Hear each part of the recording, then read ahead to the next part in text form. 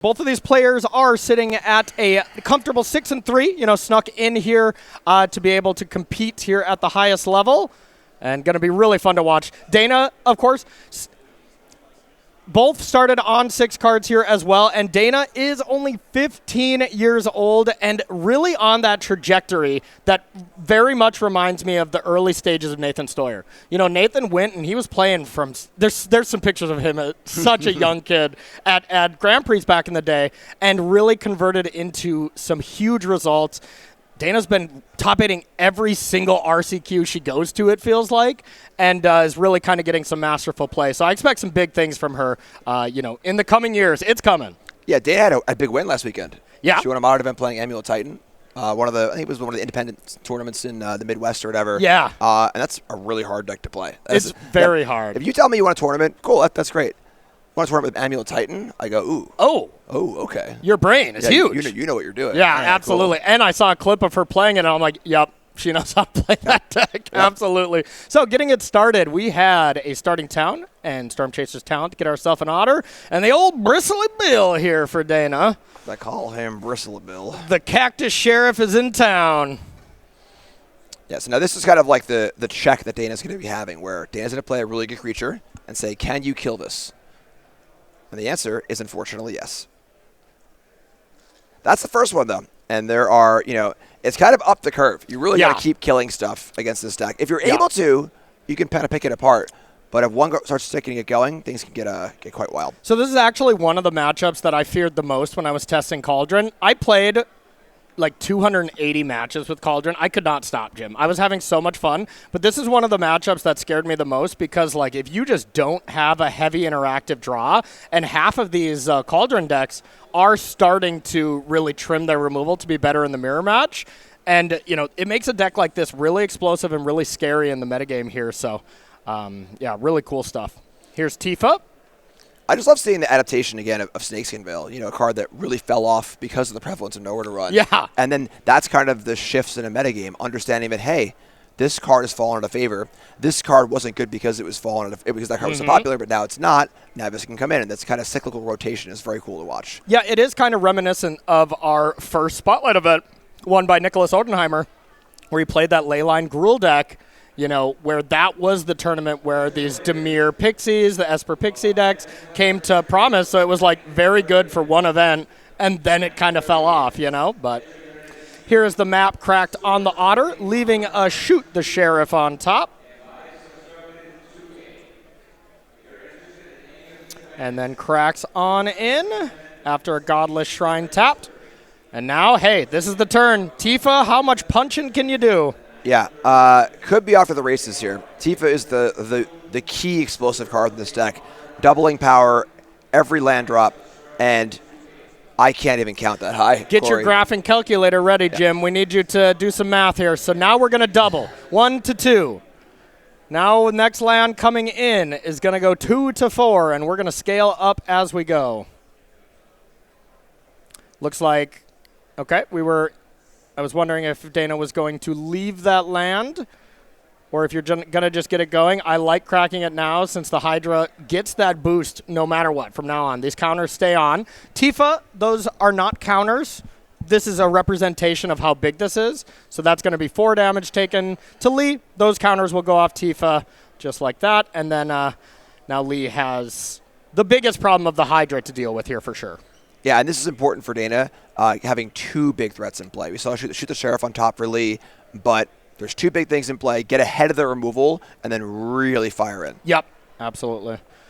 And I don't think we have any outlaws here. I feel like Bristly Bill seems like it would be an outlaw, but I believe it's not. Bristly Bill's a sheriff, right? It should be. I was going to keep those outlaws in check. Will you use that voice for the rest of the broadcast, please? Sheriff Jim. Are you sure you want me to do that? I am sure I don't, actually, no. That's what I thought, partner. Don't try and call my bluff, all right? Beautiful, beautiful. You got a gift there, Jim. Thanks. All right, we get an attack in for 3, and the Hydra falls. That is not an outlaw Hydra, and now back to Dana. Let's see what we can do with Tifa to get it going. Now, there are some tricks. If you can, let's say, boost up Tifa before you start playing lands, you do get to kind of scale a little bit faster. Now, there's not a lot of actual pump in this deck. It is Snakeskin Veil. Looks to be the only true pump spell. We're not overprotecting any of that kind of cute stuff. And Traveling Chocobo coming here. That's a big one because this doubles all the landfall effects. So sort of like a power modifier. So now every double is doubled, and that gets pretty big pretty fast. It reminds me of the bar question where it's like, would you rather $1,000 a day or 1 penny doubled for a year or something like that? It's like, it doesn't sound like much, but doubling is quite powerful. Doubling is powerful, that's for sure. And just being able to play lands off of the top of your deck is so great because the problem these landfall decks have had over the history of Magic, and that's it. Okay. Scoops it up, but that's the problem that these landfall decks have had in the history of Magic is you need such a great draw.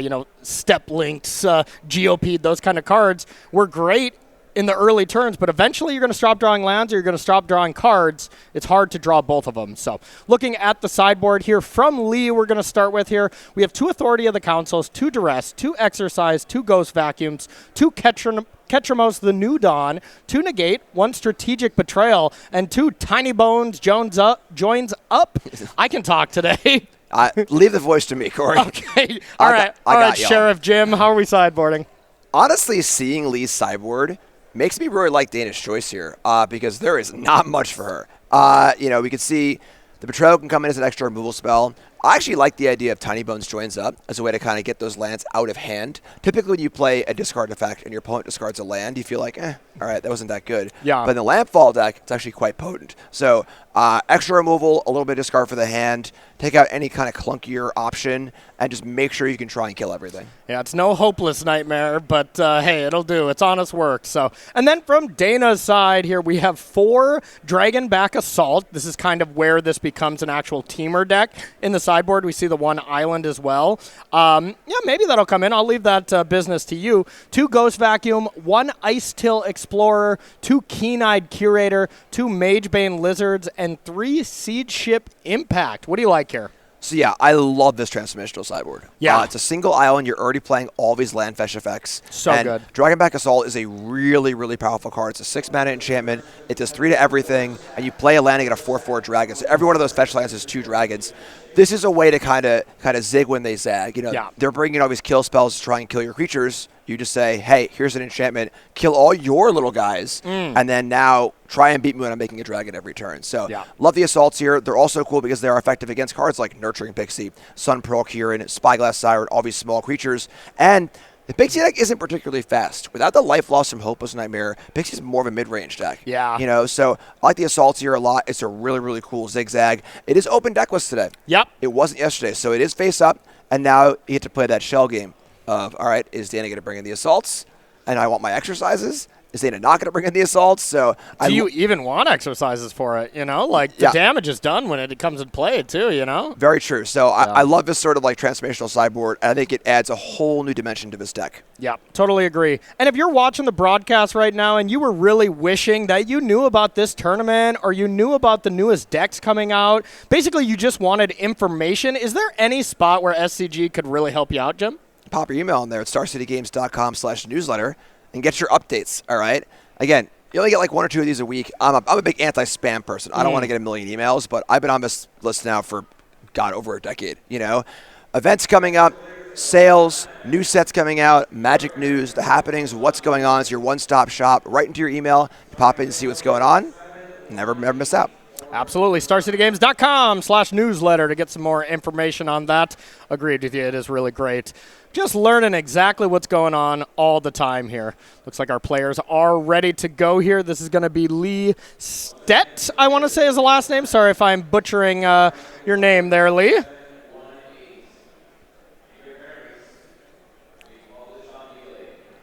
And everyone, game 1 did go to Dana here. Our win pips seem to be sleeping in. That's okay. We'll get a call and wake them up. Yeah, absolutely. Absolutely. We came to work today. They should come to work today, too. Exactly.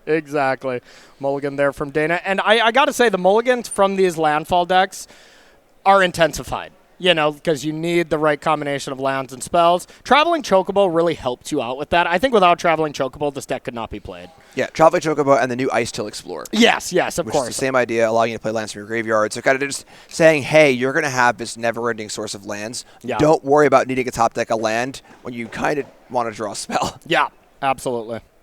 Looks like both players taking a mulligan here. We'll see how they like this. All right, let's take a peek.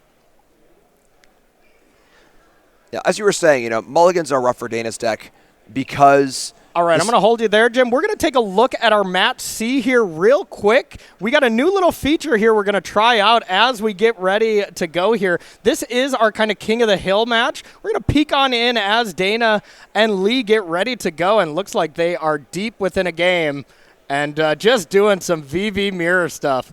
Looks really cool. We're going to keep this picture-in-picture here throughout the weekend and show you what's up. But for now, we're going to get back to Dana versus Lee. Really cool feature, huh? Yeah, really, really awesome. Nice job, everyone, behind the scenes here at Star City Games.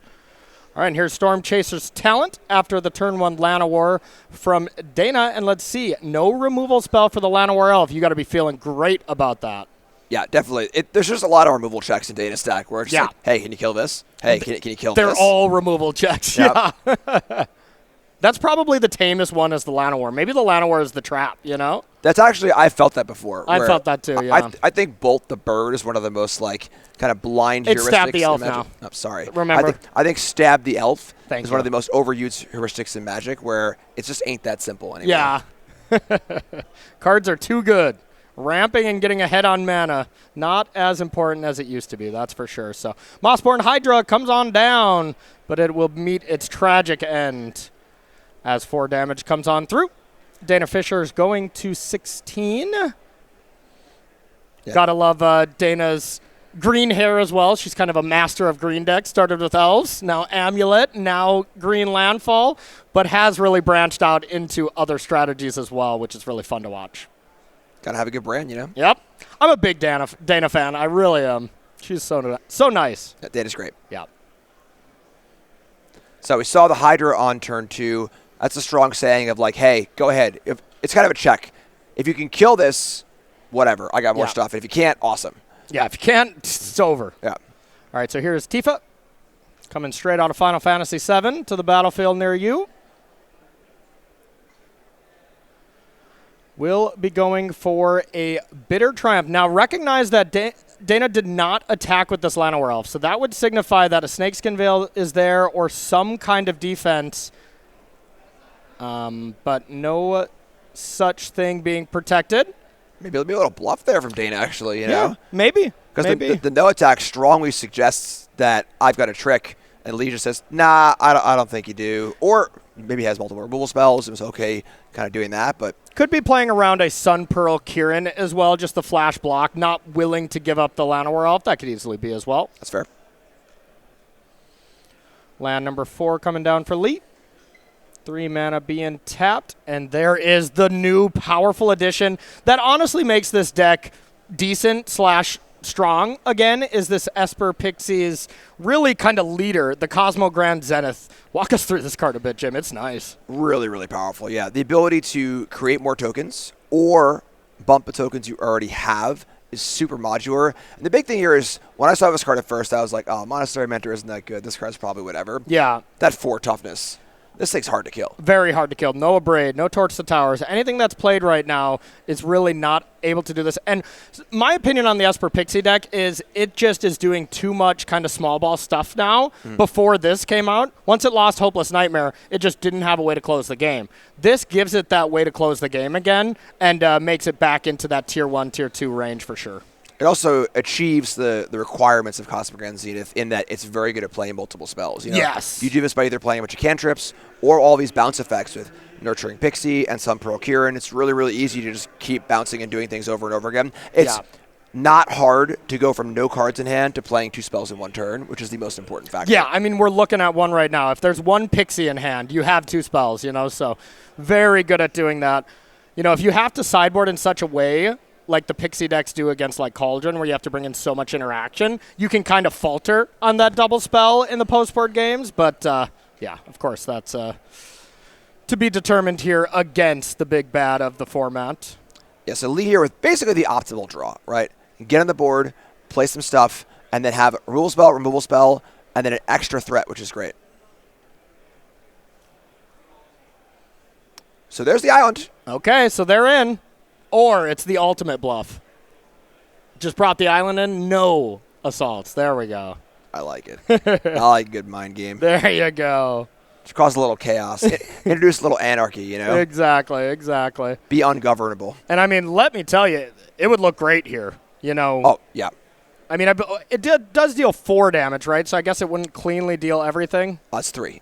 Oh, okay. Even worse. But but dealing with everything but the Cosmogrand, perfectly reasonable. Now, if it comes off next turn, though, and Lee is able to double spell again, put more counters, all of a sudden it's maybe not as great. Yeah, the Cosmogrand's the wrench in that plan. Yeah. You know, I think that the threat of the dragons is almost more of a draw than the actual sweeper. Okay. You know, killing a few small things is nice, but like the threat is like if it only did that, I wouldn't bring in, you know, Fire Spout here or something like that. You know, it's the combination of the threat. An Ice Steel Explorer is very good alongside of it. It survives the 3 damage. It gives you a constant stream of lands. It's nice. Yeah, deal with a couple small creatures and put in 4 dragons is probably okay, huh? Yep. All right, so just Stormchaser's Talent going to level 2, picking up Tragic Trajectory. Wow. Is this the turn? I mean, Ice Steel Explorer being unchecked is nasty. Walk us through everything this card can do, Jim. Yes, so this is a Crucible of Worlds and an Exploration. 2 cards that are both very, very powerful. On a pretty good body, too, and it even landfalls to mill to make sure you have more lands to play. All right, can you walk us through it for people that were born in the year 2000? So you can play an extra land each turn and play a land from your graveyard. There we go. Once you have a Fabled Passage, you can just keep doing it. So the passage comes back, you put it into play, you get a land, goes to the graveyard, and you just kind of have infinite lands per your land drops. And now you see, of course, that combined with the landfall effects makes for a ton of triggers like Bristly Bill here. Yeah, getting that mill ability to fuel your graveyard as well. It doesn't matter as much when you have these kind of quote-unquote fetch lands, but...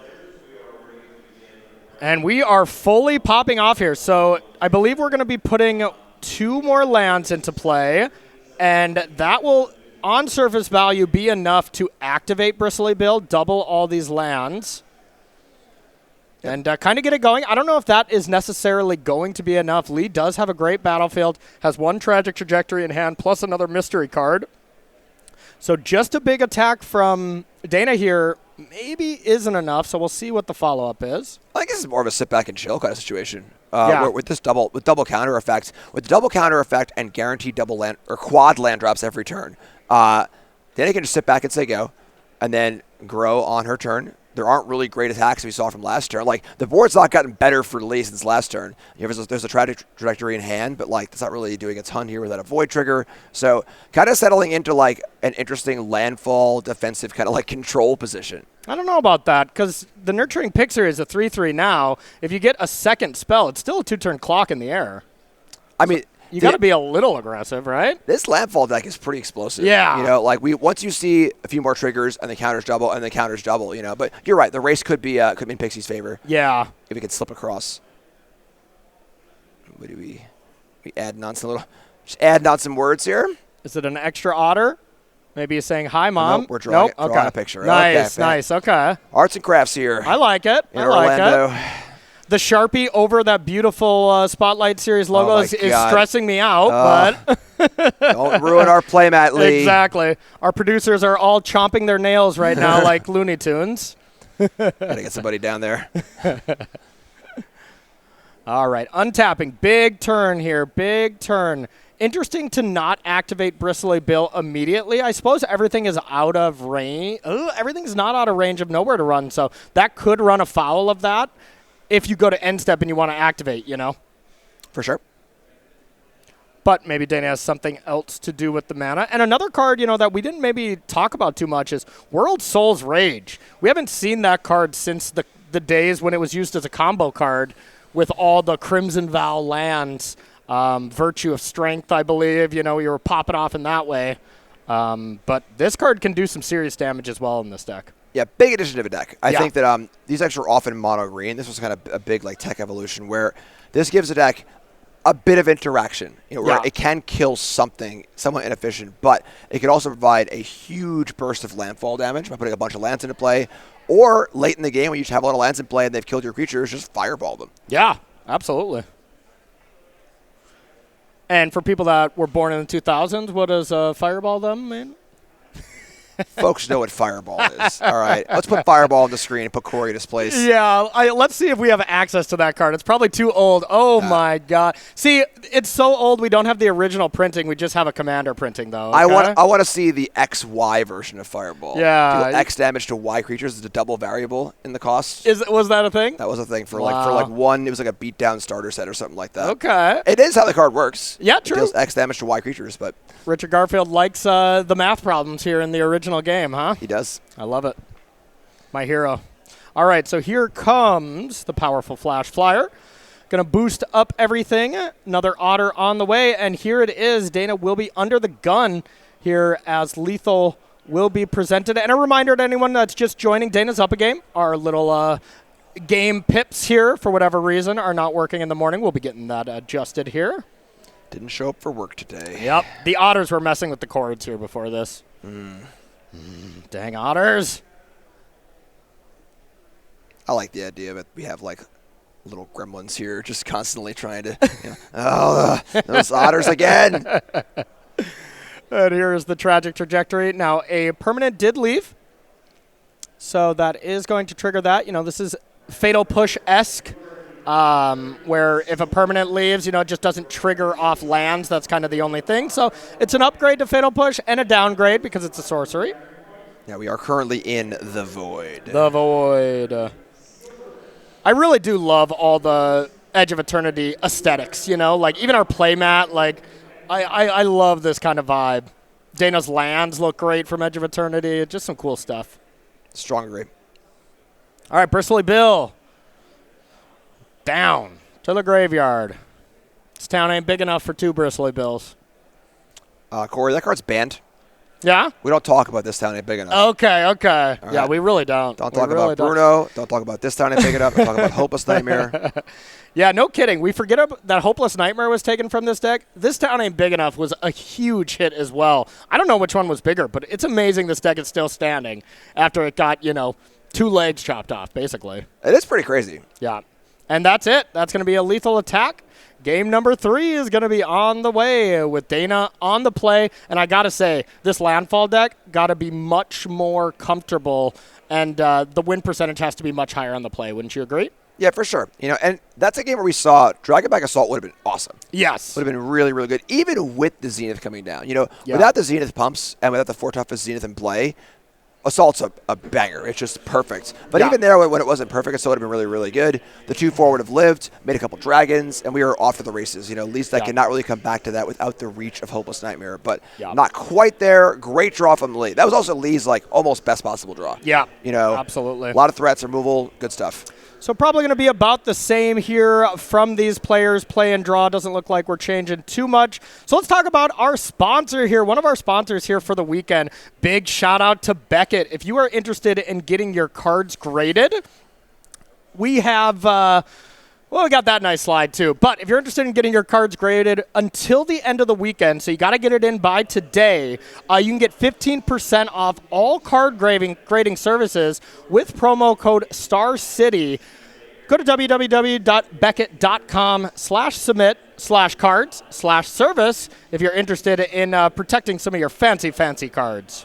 The Otters got into the slides. Yes. They're getting around. They're everywhere. Those They're little Otters. everywhere. We gotta find them and catch them. We do.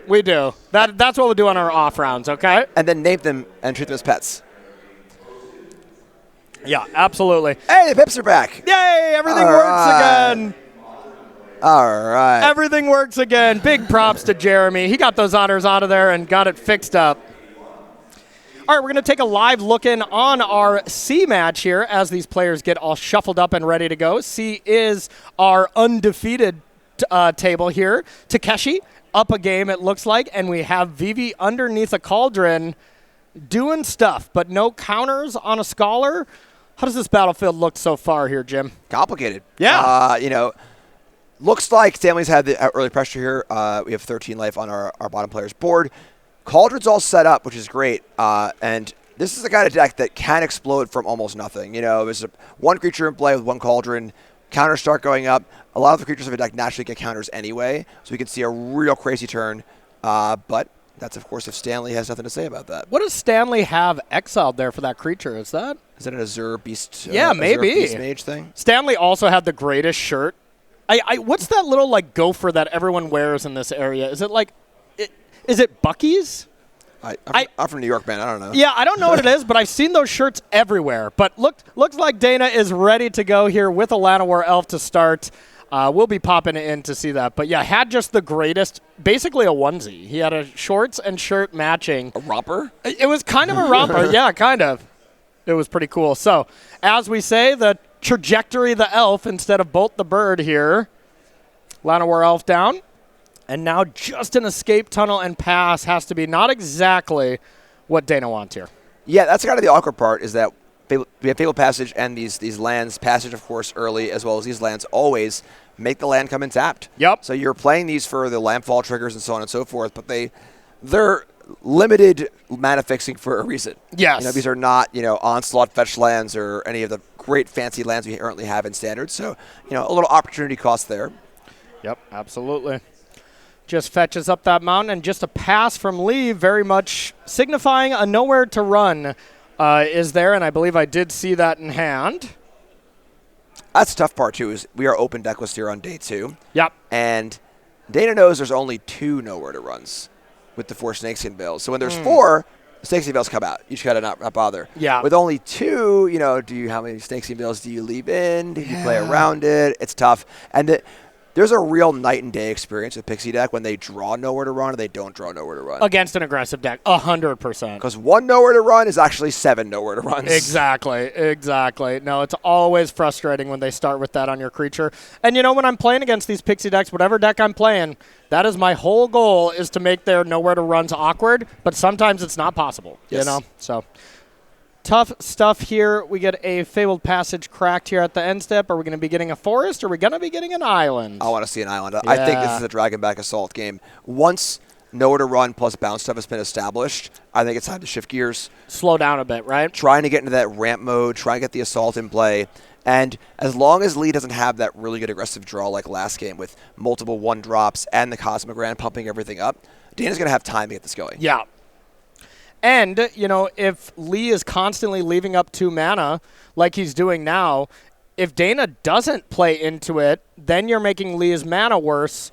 Oh, but this is a great play to play into nowhere to run because, big butts for toughness. This is perfect. Yeah. And excellent. It's the perfect juke, where you're right. You need to leave mana up. You got to have removal spells ready to go. And those don't do anything against Dragonback Assault. So good. And no play there from Lee. I believe Lee did have a Sun Pearl Kirin, so could have just ran out a 2-1 flyer, but looks like Lee is trying to play this value game. And it is possible Lee can double nowhere to run one of these cards, but that does take 5 mana most of the time, as you need like a Pixie, play it, Pixie it back, play it again. Of course, if you have both of them, great. Yeah, it's interesting because I kind of like the idea of playing with 2-1 flash just to kind of get in and get some damage in. I did too, actually. But that plays right into a Dragonback Assault next turn. It sure does. Where that just mops it right up. So, Lee needs to decide, am I playing around it right now? Am I playing around the idea of Dragonback Assault where I want to try to get this game over as fast as possible? It's a tough line to walk. Yep, totally agree with you. All right, Watery Grave untapped. A couple more damages. And Lee taking a lot of damage to his own lands, and most of the time when you're playing against a landfall deck, you think like, oh no, I shouldn't be taking these 1 or 2 damage. Landfall hits you for like 455 sometimes, so sometimes it just doesn't matter. Okay, Strategic Betrayal here looks really good. Definitely a card that's more used for VV, but hey, good old, sack a creature is pretty strong. Now, there are 2 negate in Lee's sideboard. Okay. That is the juke to the juke, right? So, God, it feels bad to bring that in against this deck, though, I must say. I agree, but I think Dragonback Assault really is an ace in the hole. It is the kind of card where, without a really good draw, Lee's going to struggle to beat it. So this sort of cat and mouse game here of, I think bringing in negate is kind of reasonable. And now we have the, you zig, I zag, you zag, I zig. And this is Magic at its absolute best. Oh, absolutely. Absolutely. It looks like we're going Here to it find out comes. right now. All right. Boom. I like how the Pixie was already in the graveyard before it resolved. So that means no, there is no negate, in case you were wondering. At least not in hand, that's for sure. So, yeah, the powerful enchantment is on the board, and now that is the most powerful permanent, obviously in play, but the most powerful permanent in both players' decks. So Kaido coming down and ticking up. Kaido is the best card in these Pixar decks, but still not that powerful. Yeah, Dragonback Assault, you can see here on the screen, extremely powerful. You usually want to try and play it with a land if you can, but there really aren't any ways for Lee to remove it, except for those 2 sideboard exercise, which are pretty sketchy, because often the Assault comes to 2 dragons or 4 dragons. So I'm able to play it and just say go, and now we see a little Kaido actual ninja emblem. If you lined up 5 ninjas and 5 dragons in a fight, who do you think would win? Probably dragons. Yeah. I would think so. They're going to be sneaky. They'll be hiding in places, but dragons, they just breathe some fire everywhere, and we've seen that. If you were looking to burgle an Arkenstone, then maybe Excuse me, the what? could do that. No, Lord of the Rings. No. You read The Hobbit. I'm reading The Hobbit to my son these days. No, so. I'm a very much wait for the movie version to come out. The Hobbit movies are out, but they aren't great. So Okay. let's move on. Wow, some strays here on the Hobbit movies, huh? Yeah. Okay, fair enough. All right, so World Souls Rage only for 1. 1 is enough here. Yeah, 3 mana, deal 1 damage, make a 4/4 dragon. Looks a lot different. How about 2? How about 2? You got a Chocobo in play. Oh, my goodness, you're right. I want to ride my Chocobo all day. Wow, okay. Chocobos and dragons here. Just a match made in heaven. Birds and flightless birds, right? Yeah, I don't recall the part in The Hobbit where there was a big yellow flying bird, but... Oh, okay, yeah. No. This was the more superior thing, Final Fantasy.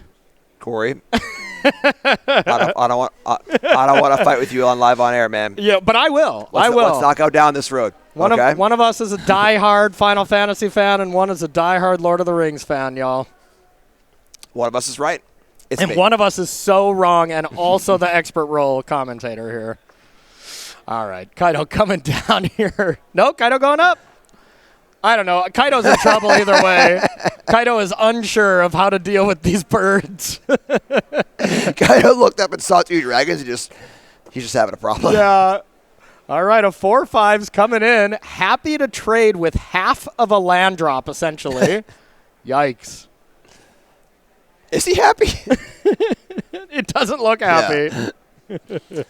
Yeah, and this is what we were saying in sideboarding. Once the Assault comes down, the Pixie deck has just no recourse. Even this board right now, if you removed all of Dana's lands and the Assault from the battlefield, these 2 dragons and this other guy might just be enough. You know? No kidding. Nowhere to run doesn't line up too well here, I would say. Yeah. All right, there's nowhere to run for the Traveling Chocobo. Kind of absolutely needed, but... And there is Tragic Trajectory. Jim, is it good to be just dealing with tokens that your lands make? No. Okay. If you're winning the game that exact turn, yes. But there are plenty more dragons where that came from. Absolutely. And, Kaido does get to live. Oh, my goodness. Oh, 3 damage goes to Planeswalkers. Folks, if you have small children, I strongly suggest you usher them into a different room. Unless they love dragons, in which case, get them in here. Yeah, absolutely. What are you talking, though? I think maybe our youngest person in the tournament is the one doing it. That's true. This is amazing.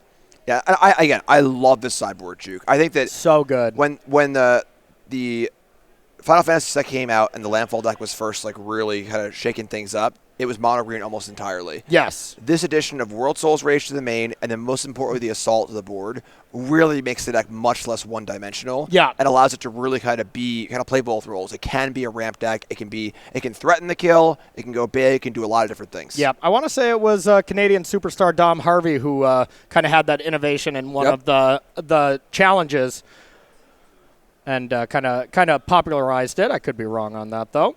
Also, Dana's dad, Adam, is still in the field as well, playing the exact same 75 at X&2. So, yeah. That is just so damn wholesome. I know. It's cool when you and your friend play the same list. Yes. But dad and daughter in the same event, playing the same list, That's just really cool. Me with a 1.5-year-old daughter is pretty much tearing up right now with the overload of cuteness, you know? I mean, hey, I got to experience all of this stuff with my brother, and that was special. You know, like, I look back on that, and that is so cool. To do it with a parent and have that kind of bonding moment is honestly, like, what this is all about. Like, we can have our jokes and have our fun, but it is truly special to, you know, connect with your daughter, with your brother or whatever, doing a game, having fun, you know, doing what you love. So really cool stuff here. Kaido comes down, stuns down another dragon. Yeah. Once again, there are plenty more dragons coming. This deck is sweet. Yeah, really, really cool. I think Dragonback Assault is just a really good card. I think that the combination of Dragonback Assault and Ice Tail Explorer is just phenomenal. Oh, yeah. Those cards work just so well together. I mean, traveling Chocobo with it seems even more ridiculous. Doubling the landfall there on that, I did not even really realize that it did that. So speak of a devil. Oh, my goodness. We're making Dana look good in the booth. She's making us look good in the booth. This is great. Exactly. Normally, this would be the spot where we're kind of in garbage time, and we'd look away. But, you know, we're going to keep our eyes on this as Dana Fischer takes it down. You saw the exercise on top there for Lee.